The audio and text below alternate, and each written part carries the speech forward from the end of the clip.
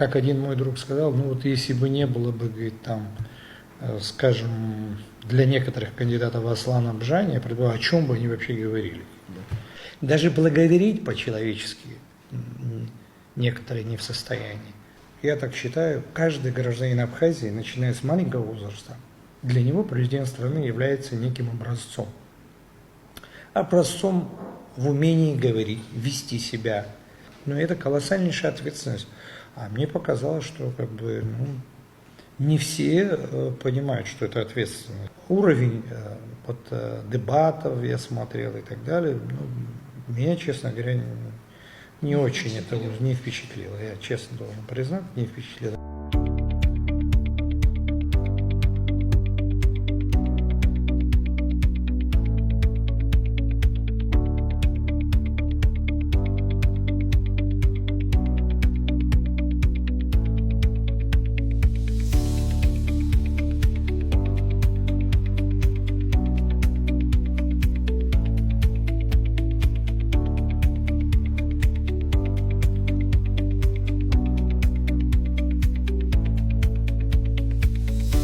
Какая-то, простите меня за выражение, какая-то наглость в речах, а некая невоспитанность.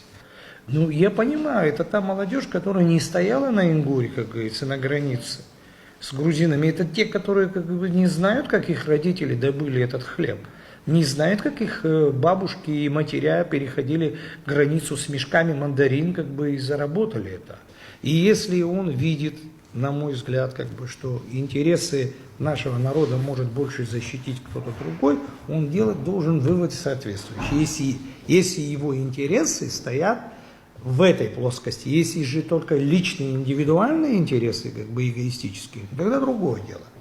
Я работал, как говорится, очень долгие годы во власти, и завтра, когда я начинаю охаивать, я извиняюсь, власти и команду, с которой я работал, ко мне встает элементарно простой вопрос. Вы где, Батал Иванович, были в гуще, там, в первых рядах, почему же вы тогда не сказали, что это плохо, и не ушли?